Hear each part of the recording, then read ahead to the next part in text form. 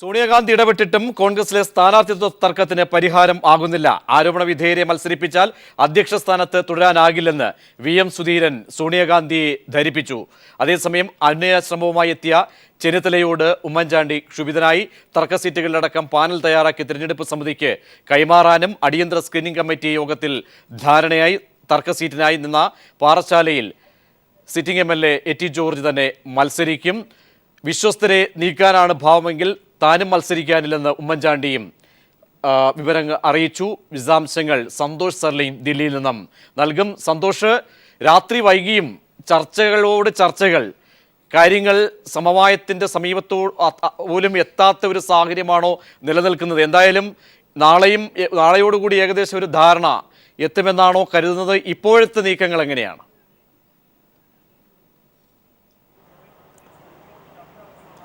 പ്രജീഷ്, കോൺഗ്രസിന്റെ സ്ഥാനാർത്ഥി തർക്കം ഇന്ന് 4ാം ദിവസത്തിലേക്കാണ്. ഇന്ന് രാവിലെ 9 മണിയോടുകൂടിയാണ് രമേശ് ചെന്നിത്തല ചില അനുനയ ശ്രമങ്ങളുമായി VM സുധീരൻ്റെ അടുത്തും ഉമ്മൻചാണ്ടിയുടെ അടുത്തും എത്തിയത്. പക്ഷേ ഉമ്മൻചാണ്ടി അനുനയ ശ്രമങ്ങളോട് ഒരു താല്പര്യവും കാണിച്ചില്ല എന്ന് മാത്രമല്ല, ശുഭിതനായാണ് പെരുമാറിയത്. ഒത്തുതീർപ്പിന്റെ ഭാഗമായി ഏതെങ്കിലും മന്ത്രിമാരെ മാറ്റുകയാണെങ്കിൽ പിന്നെ താൻ മത്സരിക്കില്ല, മത്സരരംഗത്ത് നിങ്ങൾ മത്സരിച്ചോളൂ, പകരം തെരഞ്ഞെടുപ്പ് പ്രചാരണ രംഗത്ത് മാത്രം ഞാൻ നിൽക്കാം എന്ന രീതിയിലുള്ള ഒരു ആശയമാണ് ഉമ്മൻചാണ്ടി രമേശ് ചെന്നിത്തലയുമായി പങ്കുവച്ചത്. അതോടുകൂടി തന്നെ അത്തരത്തിലുള്ള മധ്യസ്ഥ ശ്രമങ്ങളെല്ലാം പാളി.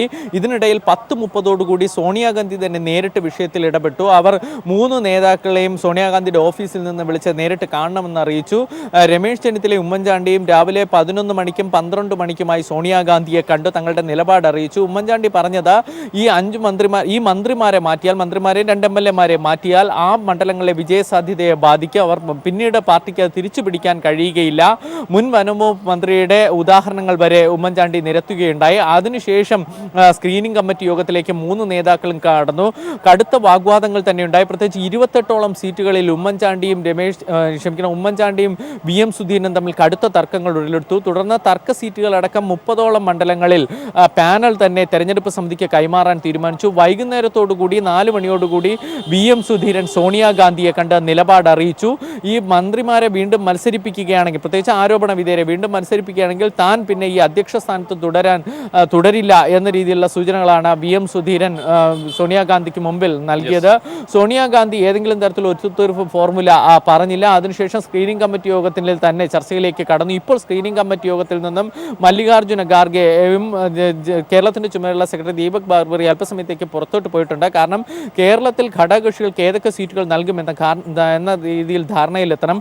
ഇപ്പോൾ കേരളത്തിലെ നേതാക്കൾ, പ്രത്യേകിച്ച് VM സുധീരനും ഉമ്മൻചാണ്ടിയും ഘടകകക്ഷികളുമായി ഫോണിൽ സംസാരിക്കുകയാണ്. ചില സീറ്റുകളുടെ കാര്യത്തിൽ, ഘടകകക്ഷികളുടെ കാര്യത്തിൽ ഒരു ധാരണയിലെത്തിയെന്നാണ് അറിയാൻ കഴിയുന്നത്. പ്രത്യേകിച്ച് കുന്നത്തുനാട് കോവളമൊക്കെ JDU-ന് കൊടുക്കാൻ സാധ്യതയുണ്ടെന്ന് കേൾക്കുന്നു. ഇക്കാര്യത്തിൽ അന്തിമ തീരുമാനമായി.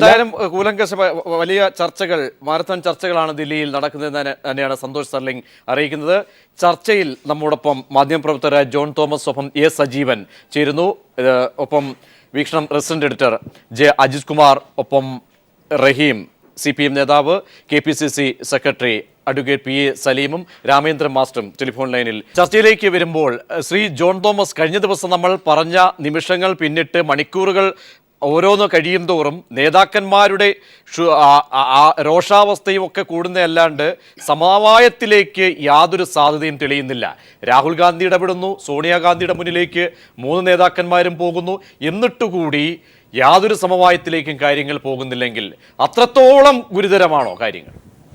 തീർച്ചയായിട്ടും കഴിഞ്ഞ ദിവസം നമ്മൾ ചർച്ച ചെയ്തതുപോലെ തന്നെ കോൺഗ്രസിനെ സംബന്ധിച്ചോളം എല്ലാ തവണത്തേക്കാളും ഉപരി ഒരു പ്രത്യേക വിഷയത്തിൻ്റെ പേരിലാണ്, സാധാരണഗതിയിൽ ഇന്നാളെ മാറ്റണം, ഇന്ന ഗ്രൂപ്പിൻ്റെ ആളിന് കൊടുക്കണം സീറ്റ് എന്നതിൻ്റെ പേരിലാണ് ചർച്ചകൾ ഉണ്ടാകാറുള്ളത്, അല്ലെ തർക്കങ്ങൾ ഉണ്ടാകാറുള്ളത്.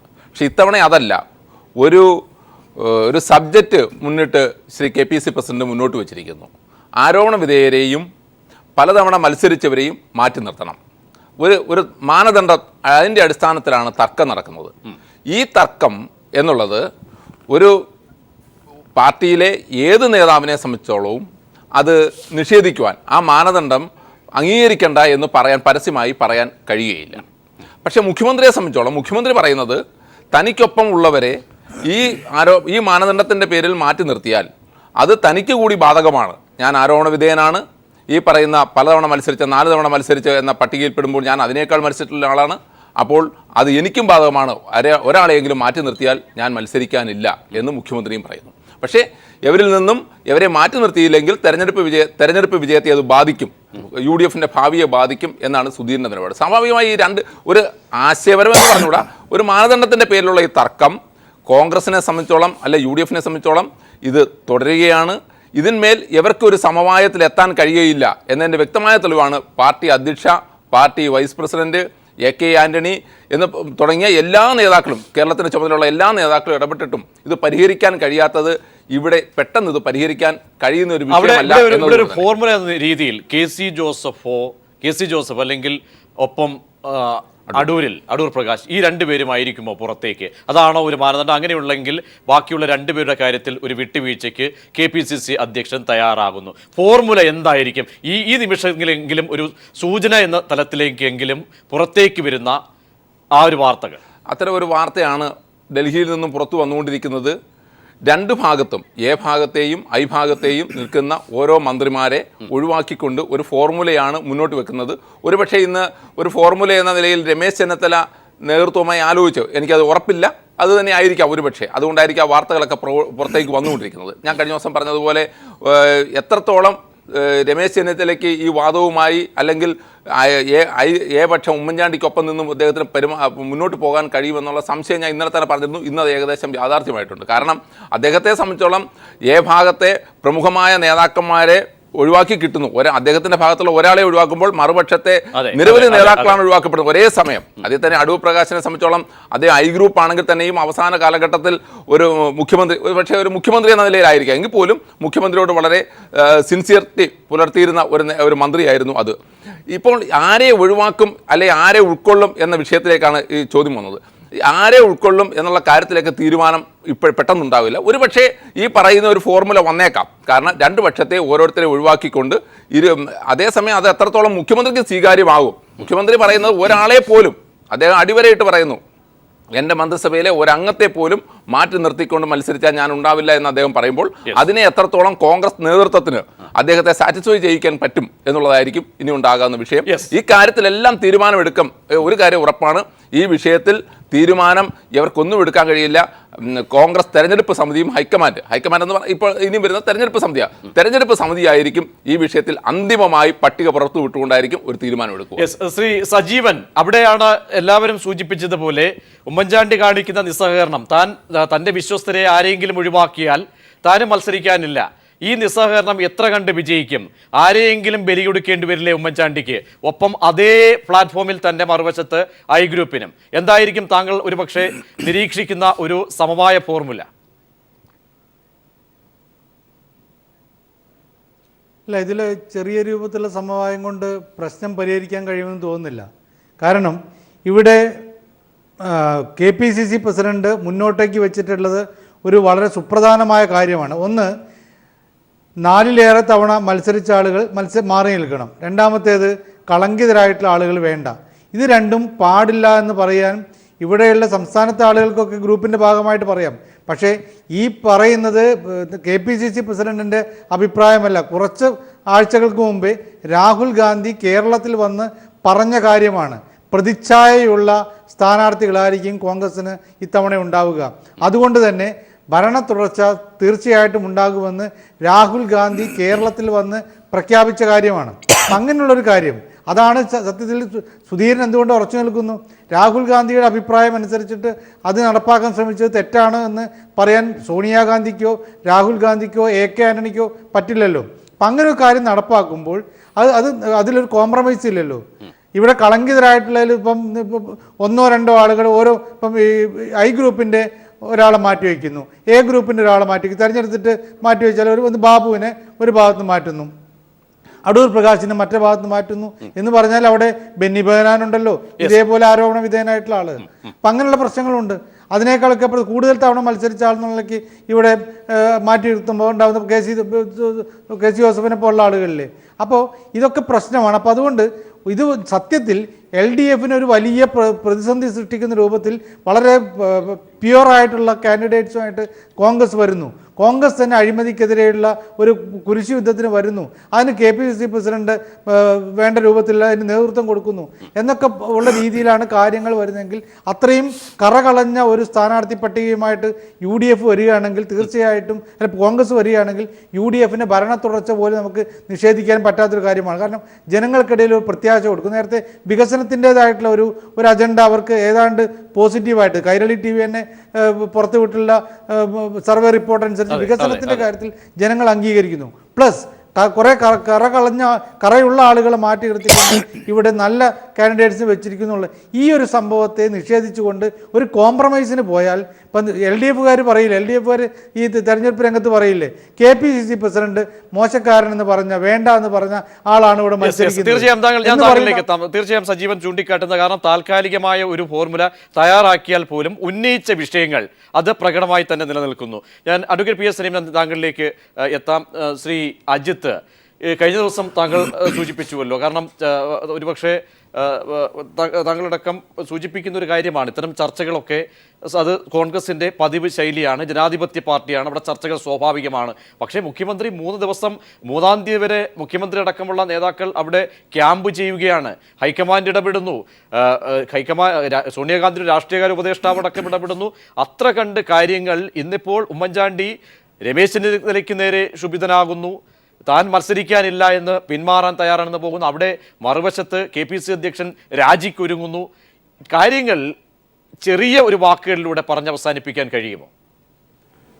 പ്രജീഷ് തുടക്കത്തിൽ പറഞ്ഞതുപോലെ ഈ ഇത്രമാത്രം രൂക്ഷമായിട്ടില്ലെങ്കിൽ പോലും UDFലും അതിന് നേതൃത്വം കൊടുക്കുന്ന കോൺഗ്രസിലും ഈ സീറ്റ് ഷെയറിംഗ് എക്സർസൈസ് എന്ന് പറയുന്നത് ഒരു വലിയ എക്സർസൈസ് തന്നെയാണ്. അത് ഒരുപക്ഷെ കേരളത്തിൽ അല്ലെങ്കിൽ മണ്ഡലം 140 മണ്ഡലം തലങ്ങളിൽ നിന്ന് വരുന്ന ഈ സ്ഥാനാർത്ഥികളെ സംബന്ധിച്ച പ്രപ്പോസൽ നിർദ്ദേശങ്ങൾ അത് KPCCയുടെ തെരഞ്ഞെടുപ്പ് സമിതി ഉണ്ട്. അവരത് നിരീക്ഷിക്കുകയും അതിനകത്ത് പരിശോധന നടത്തുകയൊക്കെ ചെയ്തതിന് ശേഷം അതിന് കേന്ദ്രത്തിലേക്ക് പോകുന്നു. കേന്ദ്രത്തിൽ അത് ഇപ്പോൾ കേന്ദ്രത്തിൽ തെരഞ്ഞെടുപ്പ് സമിതി അതിനകത്ത് വളരെ വിശാലമായ ഒരു പ്രാതിനിധ്യം അതിനിപ്പോൾ കൊടുത്തിട്ടുണ്ട്. കൂടുതൽ ആൾക്കാരെ അതിലേക്ക് കോപ്റ്റ് ചെയ്യുകയൊക്കെ ചെയ്തു. പ്രത്യേകിച്ച് കേരള പൊളിറ്റിക്സിനെ കുറിച്ച് കൂടെ അറിയാവുന്ന സീനിയർ ആയിട്ടുള്ള കുറേ അംഗങ്ങൾ പുതുതായിട്ട് വന്നു. പിന്നെ കേന്ദ്രത്തിൽ അല്ലെങ്കിൽ കേന്ദ്ര നേതൃത്വത്തിൽ പിന്നെ കേരളത്തിൻ്റെ ചാർജുള്ള AICC ജനറൽ സെക്രട്ടറി അല്ലെങ്കിൽ അങ്ങനെയുള്ള മുതിർന്നവരെല്ലാം കൂടെ ചേർന്ന ഒരു സ്ക്രീനിങ് കമ്മിറ്റിയുണ്ട് തീർച്ചയായിട്ടും. അപ്പോൾ അവർക്ക് ഒരുപാട് കാര്യങ്ങൾ പരിഗണിക്കേണ്ടതുണ്ട്. പക്ഷേ ഞാൻ തുടക്കത്തിൽ പറഞ്ഞതുപോലെ ഇത്തവണ അതൊരു രൂക്ഷമാണെന്ന് നമുക്ക് തോന്നുന്നത് ഇപ്പോൾ അധ്യക്ഷനാണ് ഇങ്ങനെ ഉന്നയിച്ച വിഷയങ്ങൾ കൂടി നേരത്തെ സൂചിപ്പിച്ചതുപോലെ തള്ളിക്കളയാൻ കഴിയില്ല ഹൈക്കമാൻഡിനടക്കം. തീർച്ചയായിട്ടും ഉന്നയിച്ചത് അഴിമതി ആരോപണ വിധേയരായ ആളുകൾ മാറി നിൽക്കണം, 4 തവണയിൽ കൂടുതൽ ഉള്ളവർ മത്സരിക്കാൻ പാടില്ല, യുവാക്കൾക്ക് പ്രാതിനിധ്യം വേണം. ഈ ഉന്നയിച്ച വിഷയങ്ങളൊക്കെ തന്നെ ആര് പരിശോധിച്ചാലും അതിൽ ന്യായമുണ്ട്, യുക്തിഭദ്രമാണ്. പക്ഷേ പ്രായോഗിക രാഷ്ട്രീയം ഉമ്മൻചാണ്ടി പറയുന്നു, നിരത്തുന്ന പല ഘടകങ്ങൾ അതിന് തമ്മിൽ സമരസപ്പെട്ടു പോകുമ്പോൾ എത്രത്തോളം അതിലൊരു സമവായത്തിലെത്താൻ കഴിയും? അതാണ് ഏറ്റവും വലിയ ഒരു പക്ഷേ പ്രതിസന്ധി. തീർച്ചയായിട്ടും ഇപ്പോൾ നമുക്ക് ഇപ്പോൾ ഇതൊരു വല്ലാണ്ട് പെട്ടെന്ന് ഉരുണ്ടുകൂടിയ ഒരു പ്രതിസന്ധി എന്ന് പറഞ്ഞുകൂടാ.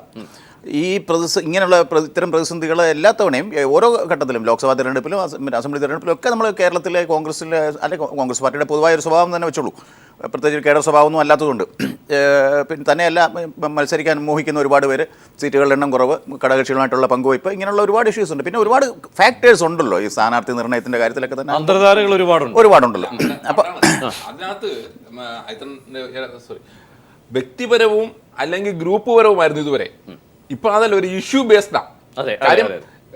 ഇത്രയും നാള് എൻ്റെ ഗ്രൂപ്പിന് അല്ലെ ഞങ്ങളുടെ ഗ്രൂപ്പിന് അല്ലെങ്കിൽ അദ്ദേഹത്തിന് അല്ലെ എനിക്ക് എന്നുള്ളതായിരുന്നു ഒരു സീറ്റിനകത്ത തർക്കം. ഇപ്പൊ അതല്ല, ഒരു ഇഷ്യൂ ബേസ്ഡ് കളങ്കിതർ അല്ലെങ്കിൽ പലതട്ടം മത്സരിക്കുന്നവർ, ബഹുമാനപ്പെട്ട സജീവൻ ചേട്ടൻ പറഞ്ഞതുപോലെ ഒന്നുകിൽ കളങ്കിതരെ നിർത്തണമോ അല്ലെങ്കിൽ പലതവണ മത്സരിച്ചവരെ നിർത്തണമോ എന്നുള്ള ഒരു ഇഷ്യൂ ബേസ്ഡ് ആണ് ഇന്നത്തെ വിഷയം. അപ്പോൾ അതിലുപരിയായിട്ട് വേറൊരു കാര്യം കൂടെ കാണണം ശ്രീ ജോൺ, ഞാൻ പറയട്ടെ സുപ്രതീഷ്, ഞാൻ പറയാം. ഇപ്പോൾ ഇപ്പോൾ ഒരു തെരഞ്ഞെടുപ്പ് എന്ന് പറയുമ്പോൾ വിജയ സാധ്യതയാണല്ലോ പ്രധാനമായിട്ടും നമ്മൾ ഉന്നമിക്കേണ്ടത്. അപ്പോൾ ആ വിന്നബിലിറ്റി എന്ന് പറയുന്നത് സ്ഥാനാർത്ഥിയുടെ വിജയ സാധ്യത എത്രത്തോളം ഉണ്ട്, അല്ലെങ്കിൽ ഈ കഴിഞ്ഞ വർഷങ്ങളിൽ തുടർച്ചയായിട്ട് എത്രയോ വർഷം ഇത്ര ടേമിൽ ഇരുന്നിട്ടുള്ള ആളാണ് ഇപ്പോൾ തൻ്റെ മണ്ഡലത്തിനെ അദ്ദേഹം എത്രത്തോളം പരിപാലിച്ചു, അല്ലെങ്കിൽ ആ മണ്ഡലത്തിലെ ജനങ്ങളുമായിട്ടുള്ള അദ്ദേഹത്തിൻ്റെ ബന്ധങ്ങൾ എത്രത്തോളമാണ് എന്നുള്ളതിനെക്കുറിച്ച് അതൊക്കെ ഘടകങ്ങളാണല്ലോ. അപ്പോൾ തീർച്ചയായിട്ടും ഈ ഉമ്മൻചാണ്ടി പറയുന്നതിനകത്തൊരു പോയിന്റ് ഉണ്ട്. ഈ പിന്നെ എത്രയോ കാലം മത്സരിച്ചവരെന്നുള്ള രീതി നോക്കുകയാണെങ്കിൽ ഒരുപക്ഷെ അദ്ദേഹം പുതുപ്പള്ളി മണ്ഡലം ഉണ്ടായ കാലം മുതലല്ല, പക്ഷേ 70-കളിൽ മുതൽ ശ്രീ ഉമ്മൻചാണ്ടി പുതുപ്പള്ളിയുടെ പ്രതിനിധിയാണ്. അപ്പം കൂടുതൽ കാലം വിജയിച്ചു എന്നുള്ളത് ഒരു രാഷ്ട്രീയ നേതാവിനെ സംബന്ധിച്ചിടത്തോളം അതൊരു ജനത്തിന് അംഗീകാരമാണ്. താങ്കൾ പറയുന്നത് പോലെ അല്ലെ, അവസരം ഈ യുവാക്കൾക്കടക്കം അവസരം എന്നതൊരു ഇഷ്യൂ ബേസ്ഡായി മാറിയിരിക്കുന്ന ഒരു പൊതു അംഗീകാരം ഒരു പക്ഷേ കോൺഗ്രസിൽ നിന്ന് ലഭിച്ചിരിക്കുന്നു. അത് കണ്ടില്ലെന്ന് അടിക്കാൻ ഹൈക്കമാൻഡിന് പോലും കഴിയാത്ത KPC പ്രസിഡന്റ് ഉന്നയിക്കുന്ന ഈ പറഞ്ഞ രണ്ട് ഘടകങ്ങൾ, ശ്രീ ജോണും ശ്രീ സജീവനും ശ്രീ പ്രതീഷും നിങ്ങളെല്ലാം പറയുന്ന ഈ ഇഷ്യൂ ബേസ്ഡ് എന്ന് പറയുന്ന അദ്ദേഹം പ്രധാനമായിട്ട് ഉയർത്തുന്ന 2-3 ഇഷ്യൂസ് ഉണ്ടല്ലോ. അതായത് ഈ പറഞ്ഞ പോലെ സംശയത്തിന്റെ നിഴലിൽ നിൽക്കുന്ന, അത് ഉമ്മൻചാണ്ടിക്ക് പോലും തള്ളിക്കളയാൻ കഴിയാത്തൊരു സാഹചര്യമുണ്ട്. അതാണ് ഇപ്പം പുതിയ തേങ്ങയായിട്ട് ഇരിക്കുന്നത് സത്യം പറഞ്ഞാൽ. പക്ഷേ പാർട്ടി കോൺഗ്രസ് ആണ് ഇത്. പിന്നെ ഇതിങ്ങനെയുള്ള ഈ പ്രതിസന്ധികൾ വരും, അതപ്പം അപ്പോഴപ്പോൾ പരിഹരിച്ചു പോകും. പിന്നെ അൾട്ടിമേറ്റ്ലി ഫൈനലായിട്ട് ഇപ്പോൾ നാളെ ഇപ്പോൾ ലിസ്റ്റ് വരും എന്ന് പറയുന്നു. നാളെ എനിക്ക് തോന്നുന്നത് ബാക്കിയുള്ള സകല ഈ ഞെട്ടിച്ചുകൊണ്ടുള്ള ലിസ്റ്റ് ആയിരിക്കും നാളെ ഏപ്രിൽ 1-ാം തീയതി വരാൻ പോകും. തീർച്ചയായും. അഡ്വക്കേറ്റ് PS സലീം താങ്കൾ ടെലിഫോൺ ലൈനിലുണ്ടല്ലോ. സലീം, നാളെ ലിസ്റ്റ് വരുമ്പോൾ ഇവിടെ ശ്രീ അജിത് കുമാർ പ്രകടിപ്പിച്ച ആ ഒരു വൈകാരികതയുണ്ടല്ലോ. കാരണം നാളെ സീറ്റ് വരുമ്പോൾ അത്ഭുതപ്പെടും. അവിടെ ആ സീറ്റിൽ ഇരിക്കൂരിൽ നിന്നും KC ജോസഫും അടൂരിൽ നിന്നും ഒരുപക്ഷെ നിങ്ങളൊക്കെ പറയുന്നത് പോലെയുള്ള അല്ലെ പല ഐ ഗ്രൂപ്പുകാരൊക്കെ അവകാശപ്പെടുന്ന വലിയ വിജയസാധ്യതയുള്ള അടൂർ പ്രകാശും ഈ രണ്ടുപേരും ഒക്കെ ലിസ്റ്റിൽ കാണുമോ? അല്ല പ്രതീക്ഷയോ, കോന്നിയിൽ നാളെ കേന്ദ്ര തെരഞ്ഞെടുപ്പ് സമിതി ചേരാൻ പോവുകയാണ്. ഇന്ത്യൻ നാഷണൽ കോൺഗ്രസിന്റെ കേരളത്തിലെ സ്ഥാനാർത്ഥികളെ തീരുമാനിക്കാനുള്ള തെരഞ്ഞെടുപ്പ് സമിതി നാളെ ചേരാൻ പോവുകയാണ്. അതിനു മുമ്പ് നടന്ന സ്ക്രീനിംഗ് കമ്മിറ്റിയിൽ നടന്ന ചർച്ചകളെ കുറിച്ചാണ്, ആ ചർച്ചകളിൽ ഉണ്ടായതും ഇല്ലാത്തതുമായ കാര്യങ്ങൾ കേരളത്തിലെ മാധ്യമങ്ങൾ സെലിബ്രേറ്റ് ചെയ്യുന്നു. ഇന്നും താങ്കൾ മാധ്യമങ്ങളിലേക്ക് ആണ് താങ്കൾ വിരൽ ചൂണ്ടുന്നത്. ഞാനൊന്ന് പറയും, ഞാൻ ഈ ചർച്ചയെ റിയലിസ്റ്റിക് ആയിട്ട് സമീപിക്കാനാണ് ആഗ്രഹിക്കുന്നത്. ഈ കോൺഗ്രസിന്റെ സ്ഥാനാർത്ഥി നിർണയവുമായി ബന്ധപ്പെട്ട് ഒരു യാതൊരുവിധ അവസരങ്ങളില്ലെന്നോ അല്ലെങ്കിൽ അഭിപ്രായ വ്യത്യാസങ്ങളില്ലെന്നോ എന്ന് പറയാനുള്ള ഒരു മൗഢ്യമൊന്നും എനിക്കില്ല.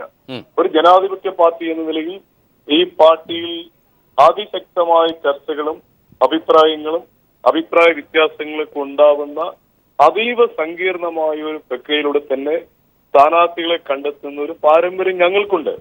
അതൊരിക്കലും ഒരു തെരുവീതികളിലേക്ക് വലിച്ചിഴയ്ക്കുന്ന ഒരു മനസ്സ് കേരളത്തിലെ കോൺഗ്രസിന് ഇല്ല എന്നൊഴിച്ചാൽ ഇത്തരം ഈ ചർച്ചകളൊക്കെ നിങ്ങൾ പറയുന്ന പല കാര്യങ്ങൾ, അല്ലെങ്കിൽ VM സുധീരൻ സ്വീകരിക്കുന്ന നിലപാടെന്നോ ഉമ്മൻചാണ്ടി സ്വീകരിക്കുന്ന നിലപാടെന്ന് പറയുന്ന കാര്യങ്ങളൊക്കെ, അതിലൊക്കെ നിങ്ങൾ നൽകുന്ന വ്യാഖ്യാനങ്ങൾ അല്ലെങ്കിൽ അതുമായി ബന്ധപ്പെട്ട് കേരളത്തിലെ കോൺഗ്രസ് രാഷ്ട്രീയത്തിലുണ്ടാവുന്ന സമവാക്യങ്ങളെ കുറിച്ചുള്ള ശ്രീ PS സലീം ബഹുമാനത്തോടുകൂടി ഇടപെടുകയാണ്. ഇത്തരം വ്യാഖ്യാനങ്ങൾ തന്നെയാണ് കോൺഗ്രസ് രാഷ്ട്രീയത്തിൽ പലപ്പോഴായ സത്യമായി ഭവിച്ചിട്ടുള്ളതും. ചരിത്രമൊക്കെ പരിശോധിച്ചാൽ അത് തന്നെയാണ്, ഈ മാധ്യമങ്ങൾ നടത്തിയിട്ടുള്ള വ്യാഖ്യാനങ്ങൾ തന്നെയാണ് ചരിത്രത്തിൽ രേഖപ്പെടുത്തിയിട്ടുള്ളത്. വ്യാഖ്യാനങ്ങളോടൊന്നും വിയോജിക്കുന്നില്ല.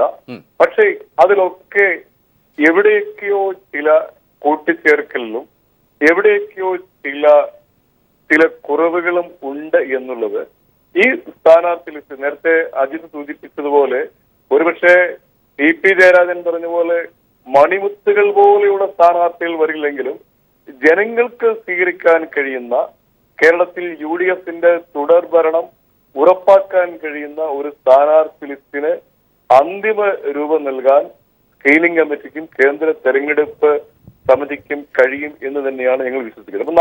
അപ്പൊ നാളെ ലിസ്റ്റ് അനൗൺസ് ചെയ്യും എന്നൊന്നും ഇതിന് കൃത്യമായി പറയാൻ കഴിയും. അല്ലെങ്കിൽ ഇവിടെ പ്രതീക്ഷ ചോദിച്ചതുപോലെ കോന്നിയിൽ ആര് സ്ഥാനാർത്ഥിയാവും, ഇരിക്കൂറിൽ ആര് സ്ഥാനാർത്ഥിയാവും, അങ്ങനെയൊന്നുമുള്ള ഒരു പ്രവചനത്തിന് ഞങ്ങൾ ആരും തയ്യാറാവുന്നില്ല.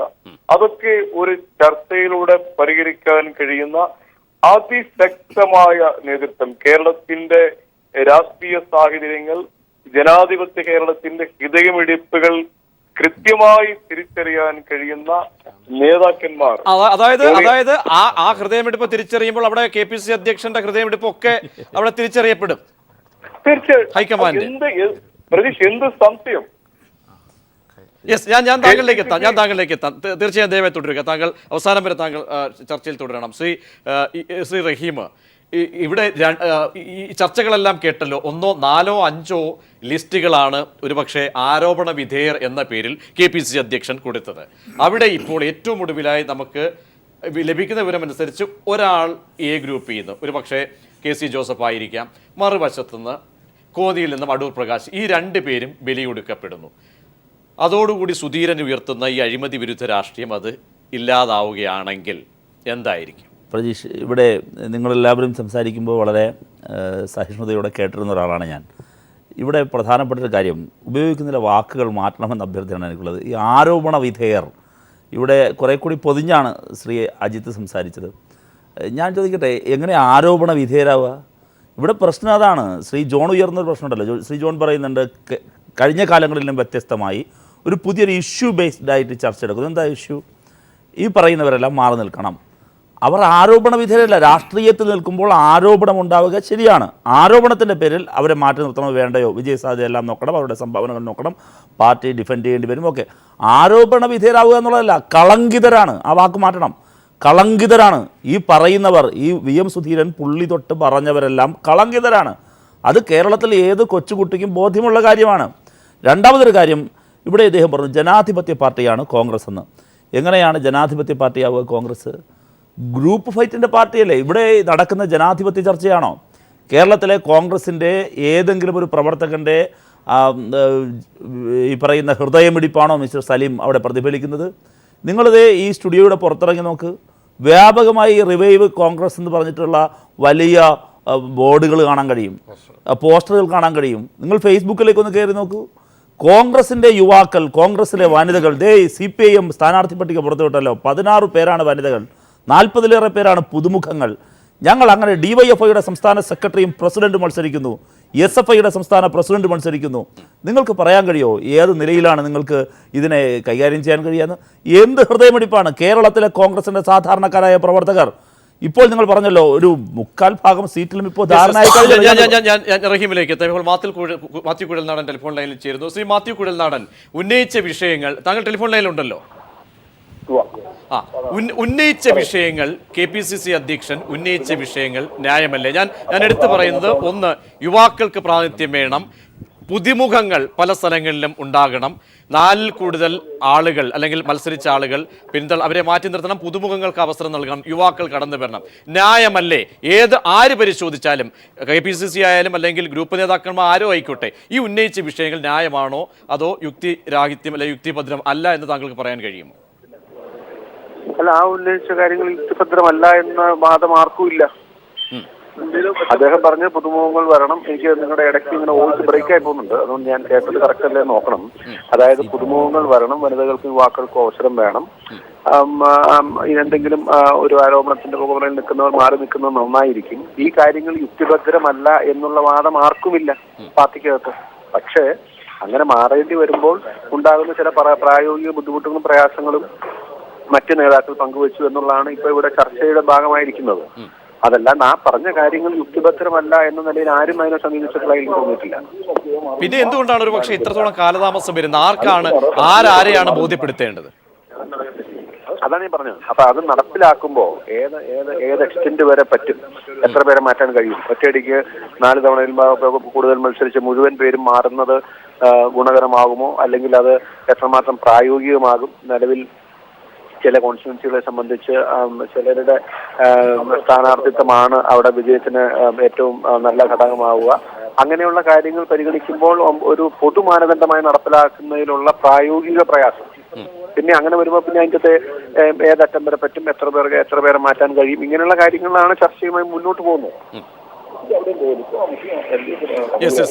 വളരെ വ്യക്തമാണ്. താങ്കൾ തിരക്കിലാണെന്നറിയാം. വളരെ നന്ദി ശ്രീ മാത്യു കുഴൽനാടൻ. ശ്രീ ജോൺ ഇവിടെ പറഞ്ഞതുപോലെ ചില പ്രായോഗിക ബുദ്ധിമുട്ടുകൾ, അത് ഉമ്മൻചാണ്ടി ഉയർത്തുന്നത് പ്രായോഗിക ബുദ്ധിമുട്ടുകൾ കേരളത്തിൻ്റെ സാഹചര്യം നോക്കുമ്പോൾ അതൊരു പക്ഷേ ന്യായമായി തോന്നില്ല. കാരണം പല സ്ഥലങ്ങളിലും ആരോപണ വിധേയർ, പണ്ട് KP വിശ്വനാഥിൻ്റെ കാര്യം എടുത്തുകൊണ്ടാണ് അദ്ദേഹം പറയുന്നത്, അന്ന് വിശ്വനാഥിനെ മത്സരിപ്പിക്കാതെ മാറ്റി നിർത്തി ആ മണ്ഡലം അന്യം നിന്ന് പോയി.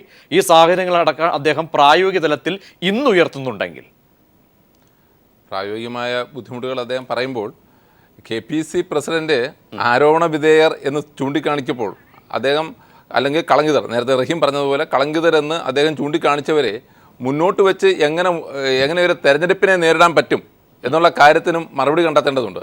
കാരണം റഹീമിനെ പോലെയുള്ള ഇടതുപക്ഷ പ്രവർത്തകർ നാളുകളിൽ തെരഞ്ഞെടുപ്പ് ഉയർത്തിക്കൊണ്ടുവരുന്ന പ്രധാനപ്പെട്ട ചോദ്യങ്ങളിലൊന്ന് അത് തന്നെയായിരിക്കും. കാര്യം ഇവരിൽ ആരെങ്കിലും ഇപ്പം ശ്രീ VM സുധീരൻ പറഞ്ഞിട്ടുള്ള 5 പേരിൽ ഒരാളെയെങ്കിലും ഉൾപ്പെടുത്തിയാൽ ആ കോൺസ്റ്റിറ്റ്യുവൻസിയിലെങ്കിലും അത് ഏറ്റവും വലിയ പ്രചാരണ ആയുധം ഈ LDFനെ സംബന്ധിച്ചോളം ഈ കളങ്കിതരെ എങ്ങനെ മത്സരിപ്പിക്കുന്നു എന്നുള്ളതായിരിക്കും. ആ ചോദ്യത്തിന് മുഖ്യമന്ത്രിക്കോ അല്ലെങ്കിൽ മറ്റൊരാൾക്കോ മറുപടി നൽകാൻ കഴിയുകയില്ല. ഒന്ന്. രണ്ടാമത്തത്, ഈ ഇപ്പോൾ ചൂണ്ടിക്കാണിക്കപ്പെടുന്ന 4-5 സീറ്റുകളിലുള്ള സ്ഥാനാർത്ഥികളെ UDFൻ്റെ സ്ഥാനാർത്ഥികളെ സംബന്ധിച്ചോളം അവരിൽ പലർക്കും വിജയസാധ്യത വളരെ കൂടിയവരാണ്. അവർ നമ്മൾ അവിടുത്തെയൊക്കെ ഒരു പൾസൊക്കെ നോക്കുമ്പോൾ അവർക്ക് വളരെ സാധ്യതകളുണ്ട്. പക്ഷേ കഴിഞ്ഞ ദിവസങ്ങളിൽ പല നേതാക്കളും പറയുന്നത് പോലെ അവിടങ്ങളിൽ അവർക്ക് ജയിക്കാമെങ്കിലും സമീപ അല്ലെങ്കിൽ കേരളത്തിലെ മറ്റ് മണ്ഡലങ്ങളിൽ എങ്ങനെ കോൺഗ്രസിന് അല്ലെങ്കിൽ UDFന് പ്രചാരണം നടത്താൻ പറ്റും എന്നുള്ളതാണ് സുധീരന്റെ ചോദ്യം. അതെ, തീർച്ചയായും ശ്രീ അജിത്ത് ആ ചോദ്യത്തിന് മറുപടി നൽകണം. കാരണം രാഷ്ട്രീയമായ രീതിയിൽ ഒരുപക്ഷെ അഡ്വക്കേറ്റ് സലീം അദ്ദേഹം മറുപടി പറയുമ്പോഴും ഒരു കാര്യങ്ങളെ വിമർശിച്ച് ഒരു ദീർഘവീക്ഷണത്തോടു കൂടി ചിന്തിക്കാൻ കഴിയുന്ന ഒരു മാധ്യമപ്രവർത്തകൻ എന്ന നിലയിൽ കൂടി അത് ഈ ഉന്നയിച്ച വിഷയം സ്വാഭാവികമല്ല. കാരണം KPCC അധ്യക്ഷനാണ് പറഞ്ഞിരിക്കുന്ന അധ്യക്ഷൻ 1-2 അല്ല, അത് 4 പേരെയാണ് പട്ടികയിൽ ഉൾപ്പെടുത്തിയെങ്കിലും സമാന രീതിയിലോ അതിനപ്പുറമോ ആരോപണം നേരിട്ട ആളുകൾ മറ്റൊരു ഭാഗത്ത് സേഫായി അല്ലെങ്കിൽ സുധീരന്റെ പട്ടികയിൽ വന്നിട്ടില്ലെങ്കിൽ കൂടിയും പൊതുജന മധ്യത്തിൽ ആരോപണം ഉന്നയിക്കപ്പെട്ടവരായി നിലനിൽക്കുന്ന ഒരു സാഹചര്യം. ഇതൊക്കെ എന്തായാലും തിരഞ്ഞെടുപ്പിൽ പൊതുജന മധ്യത്തിലേക്ക് വരില്ലേ? എങ്ങനെ സംശുദ്ധമായി ഒരു പക്ഷേ ഈ ഒരു തിരഞ്ഞെടുപ്പിനെ സമീപിക്കും? ഇത്തരം ചോദ്യങ്ങൾക്കൊക്കെ എന്ത് മറുപടി നൽകും? ശ്രീ ജോൺ പറഞ്ഞതിൽ കാര്യമില്ലാതില്ല. അതായത് ഈ പറഞ്ഞ ഇപ്പോൾ തുടക്കത്തിൽ സീറ്റ് നിഷേധിക്കപ്പെടുന്നു എന്നുള്ള ഘട്ടം വരെ എത്തിയ സ്ഥാനാർത്ഥികൾ മണ്ഡലത്തിൽ ഈ പറഞ്ഞ പോലെ പ്രതിപക്ഷം അല്ലെങ്കിൽ എതിർ സ്ഥാനാർത്ഥികൾ ഉന്നയിക്കുന്ന ചോദ്യങ്ങൾക്ക് മറുപടി പറയേണ്ടി വരും. അതിൽ ലേശം ക്ലേശിക്കേണ്ടിയും വരും എന്ന് തോന്നുന്നു ചിലപ്പോൾ, നിഷ്പക്ഷമായിട്ട് പറഞ്ഞാൽ. പക്ഷേ അവിടെ തന്നെ ഒരു കാര്യമുണ്ട്. അതാത് മണ്ഡലങ്ങളിൽ അവരെ മാറ്റുന്നില്ല എന്നുള്ള തീരുമാനത്തിലേക്ക് നയിച്ച ഘടകങ്ങൾ എന്താണെന്നോട് നമ്മളിപ്പോൾ പരിശോധിക്കേണ്ടി വരും.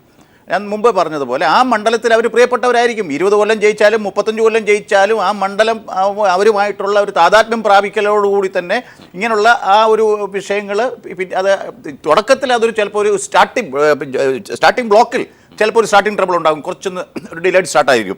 പക്ഷേ towards the end of the race പക്ഷേ അതിജീവിക്കാനുള്ള ചരിത്രപരമായ ഒരു ഓട്ടത്തിന്റെ പരിസമാപ്തിയിലേക്ക് വരുമ്പോൾ അവർക്ക് ഈ തുടക്കത്തിലുണ്ടായ ഇതൊക്കെ പരിഹരിച്ച് മുന്നോട്ട് പോയി ബ്രസ്റ്റിംഗ് ദ ടേപ്പ് എന്ന് പറയില്ല, വിജയിൽ അവർക്ക് മുട്ടാൻ പറ്റും എന്നാണ് എനിക്ക് തോന്നുന്നത്. ബിക്കോസ് അതുകൊണ്ടാണല്ലോ അവരെ വേണം നിർബന്ധമായിട്ട് പറയുന്നത്. റഹീം, കാരണം അടിക്കാൻ കിട്ടിയ ഏറ്റവും നല്ല ആയുധമാണ് ഒരു പക്ഷേ നിങ്ങൾക്ക് ഇപ്പോൾ വീണ് കിട്ടിയിരിക്കുന്നത്. അതിനെ ഏത് രീതിയിൽ ഉപയോഗിക്കാം അതാണ്. കാരണം പന്തൊക്കെ നിങ്ങളുടെ കൈകളിലേക്ക് വരുന്നു, എത്രയോ അവസരങ്ങൾ വന്നിരിക്കുന്നു. ഉമ്മൻചാണ്ടിയാണ് എതിർവശത്ത്. എല്ലാ ഘടകങ്ങളെയും മുൻപൊക്കെ നിങ്ങൾ പയറ്റിയിട്ടുള്ള എല്ലാ സമരങ്ങളടക്കമല്ലേ അതിനെയൊക്കെ തന്നെ നിഷ്പ്രഭമാക്കി ഈ നിമിഷവും വരെ സ്ഥാനത്തിരിക്കാൻ കെൽപ്പുള്ള രാഷ്ട്രീയ പാരമ്പര്യമുള്ള വ്യക്തിക്കെതിരെ ഇപ്പോൾ വീണ് കിട്ടിയിരിക്കുന്ന സാഹചര്യങ്ങളെ നിങ്ങൾ പൊതുജന മധ്യത്തിലേക്ക് വരുന്ന ഒരു ഘട്ടം കൂടിയാകുമ്പോൾ എങ്ങനെ നേരിടും? ശ്രീ അജിത്ത് ഇവിടെ വിശദീകരിക്കാൻ ശ്രമിച്ചത് ചില പ്രത്യേക സാഹചര്യങ്ങൾ മാത്യു കുഴൽനാടനും പറയാൻ ശ്രമിച്ച അതിൻ്റെ ബാക്കി ഭാഗമാണ്. അതിൻ്റെ അർത്ഥം ഇവർ പറഞ്ഞതിൻ്റെ പച്ച മലയാളം, എന്ത് വൃത്തികെട്ട് കാണിക്കുന്നവനും എത്ര അഴിമതി കാണിക്കുന്നവരും മണ്ഡലത്തിൽ ചില ഗിമ്മിക്കുകൾ കാണിച്ച് ജയിക്കാനുള്ള സൂത്രവാക്യം കേരളത്തിലുണ്ടെന്നാണ്. ഞാൻ ശ്രീ അജിത്തിനോട് ചോദിക്കുന്നു, ശ്രീ ജോണിനോട് ചോദിക്കുന്നു, ശ്രീ സജീവിനോട് ചോദിക്കുന്നു, ബഹുമാന്യനായ ശ്രീ മാത്യു കുഴൽനാടിനോടും PS സലീമിനോടും ചോദിക്കുന്നു, അത് കേരളീയ രാഷ്ട്രീയത്തിന് ഭൂഷണമാണോ? ഞാൻ കുറ്റാരോപിതരല്ല. ഞാൻ ഈ UDFൻ്റെ മന്ത്രിസഭയിൽ എന്നല്ല അവരുടെ ആ ബ്ലോക്കിലിരിക്കുന്ന MLA-മാരുൾപ്പെടെ ആരോപണ വിധേയരല്ലാത്ത ഒരാളെ നിങ്ങൾക്ക് ചൂണ്ടിക്കാണിച്ചു തരാനാകില്ല. അവരെല്ലാം മാറിയല്ലോ, അവരെല്ലാം എലിമിനേറ്റ് ചെയ്തല്ലോ. ഇപ്പോൾ അതെല്ലാം എലിമിനേറ്റ് ചെയ്തതിന് ശേഷം ഈ ലിസ്റ്റിൽ ഇപ്പോൾ പുള്ളി തൊട്ട് ഇദ്ദേഹം ഇവിടെ ചർച്ച ചെയ്യുന്ന ഈ പറയുന്ന ആൾക്കാർ അവരിൽ പൂർണ്ണമായും അതിൽ മാറ്റിവെക്കാനാകാത്ത കളങ്കിതരാണ്. ആ കളങ്കിതർക്ക് വേണ്ടി ഒരു ദേശീയ പാർട്ടി ഇവിടെ വാശി പിടിക്കുന്നു. അവർക്ക് അതിന് വാശി പിടിക്കാൻ കുറേ ആൾക്കാർ, അവിടെ നിശബ്ദരാകാൻ ഹൈക്കമാൻഡ്. ഇത് എന്താണ്? എന്നിട്ട് ശ്രീ അജിത്തിനെ പോലുള്ളവർ പറയുന്നു, മാത്യു കുഴൽനാടനെ പോലുള്ളവർ പറയുന്നു, അവരിൽ പലരും മണ്ഡലം അവർ നിന്നാൽ ജയിക്കുമെന്ന് ഉറപ്പ് പറയുകയാണ്, അവരെ നിർത്തിയില്ലെങ്കിൽ നഷ്ടപ്പെടുമെന്ന് പറയുകയാണ്. അപ്പോൾ അവർ നടത്തിയ അഴിമതി, ഇതാണ് ഈ രാഷ്ട്രീയത്തിൻ്റെ മൂല്യച്യുതി. കോൺഗ്രസിനെ പോലൊരു പാർട്ടിക്ക് ഇത്തരത്തിൽ അഴിമതിക്കെതിരായി ശക്തമായ നിലപാട് സ്വീകരിക്കാനാവുന്നില്ല. ഞാൻ ഇന്നലെ ഈ ചർച്ചയിൽ പറഞ്ഞു, ഹൈക്കമാൻഡ് മിണ്ടാതിരിക്കുകയാണ്. ഇപ്പോഴും ആൻ്റണി നിശബ്ദനായിരിക്കുകയാണ്. വി എം സുധീരൻ ഇപ്പോഴാണൊന്ന് മിണ്ടിക്കിട്ടിയത്. ഇതേ വി എം സുധീരൻ്റെ ശബ്ദത്തിന് വേണ്ടി, ഇതുപോലെ ശക്തമായൊരു നിലപാടിന് വേണ്ടി കേരളത്തിലെ ജനങ്ങൾ എത്രയോ തവണ കൊതിച്ചിരുന്നു. ഓരോ വാർത്തകളായി കോടതി, ഞാൻ ചോദിച്ചു, ഈ തിരുവനന്തപുരത്തെ കോടതി മുതൽ ഹൈക്കോടതി, രണ്ടാമൊരു കാര്യം കൂടി, ശ്രീ സജീവൻ നേരത്തെ സൂചിപ്പിച്ചൊരു കാര്യത്തോട് ഞാൻ നേരത്തെ അവസരം കിട്ടാതെ വിട്ടുപോയൊരു കാര്യം, വികസനത്തിൽ എന്തൊക്കെയോ കാര്യങ്ങളുണ്ട് എന്നാണ്. ഞാൻ അദ്ദേഹത്തോട് വിനീതമായി ചോദിക്കുന്നു, കേരളം ഏറ്റവും വലിയ സാമ്പത്തിക പ്രതിസന്ധിയിലും കടക്കണിയിലും പെട്ട് നിൽക്കുകയാണ്. അദ്ദേഹത്തിന് അഭിപ്രായ വ്യത്യാസം ഉണ്ടാകുമോ? വികസനമാണോ അത്? രണ്ടാമതൊന്ന്, കേരളത്തിൽ കാർഷിക മേഖല ഇത്രയും വലിയ തകർച്ചയും പ്രതിസന്ധിയും നേരിട്ട് വേറൊരു കാലഘട്ടമില്ല. കേരളത്തിൻ്റെ ചരിത്രത്തിൽ പെൻഷൻ കിട്ടാതെ KSRTC ജീവനക്കാർ ആത്മഹത്യ ചെയ്തൊരു കാലഘട്ടമില്ല. കേരളത്തിൽ റാങ്ക് ലിസ്റ്റിൽ വന്നവർ ആത്മഹത്യാ ഭീഷണിയുമായി ഞാൻ അജിത്തിലേക്കും മറുപടിയിലേക്ക് വരാം, സലീമിലേക്കും മറുപടിക്ക് പോകേണ്ടതുണ്ട്, സജീവനിലേക്കും ഒക്കെ മടങ്ങിയെത്താം.